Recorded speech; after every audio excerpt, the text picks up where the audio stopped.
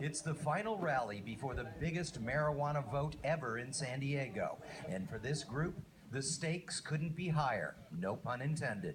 Independent delivery is an absolute necessity. We're not trying to compete with dispensaries. It's not what we're about. We're just looking to serve the medical patients that need our services. Even though there are more than 300 medical marijuana delivery outlets in San Diego right now, only about a dozen of them are licensed and legal. The council will save delivery for another day, but this group doesn't like what they see. What we have right now is a monopoly.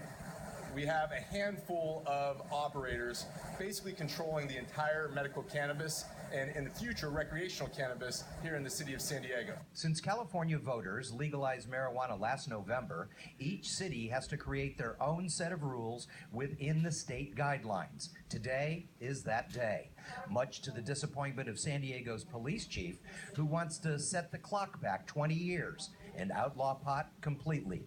Let me repeat. Proposition 64 has given you that authority to ban commercial marijuana in our city. Even though the chief would not get her way, a local father shared those concerns, especially targeting certain areas of town. I'm really speaking about my young kids of color. I see on my corner now in Southeast San Diego and East, a liquor store on every corner. I don't want it to be a marijuana store on every corner. While the voices against were passionate, they were small in number. 9 people signed up to oppose, 103 people in favor. I'm going to say the tides have changed big time. I mean, you've got it, 10-1 in support versus opposition. That's a message. That's a loud voice. A loud voice that was eventually heard by the council. In the end, they voted in favor of handing out 40 permits citywide.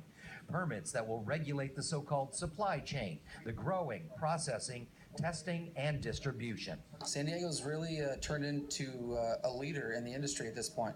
It took a long time to get there, but they've really come around. They've seen what the licensed shops are able to contribute to the community to clean up the industry. When it comes to cleaning up the industry, Urban Leaf has clearly raised the bar. Anybody who has a medical marijuana license at this point is eons ahead because they're already set up shop, they already have licenses, they already have their taxes paid. Anyone else trying to get into this business has a long way to go. Whoever does get in is looking at the latest big thing. Estimated around $7.5 billion, I think, at this point, just in California. It's a year. $7.5 billion. That's a pretty big industry. Very, very large. In fact, that is more than Qualcomm Computers makes in a year. For places like Urban Leaf, a big payday is probably on the way. We've been working on this for the past 10 years here in San Diego, and it's been a long road, a hard road, fought tooth and nail to get to this point. Very happy and grateful that we're able to do what we do. So despite the moral objections, the legal battles, and all that surrounds the image of smoking pot, it is here to stay. The council just laid the foundation. The rest of the structure will be built as the months and years go by. Dan Plant, KUSI News.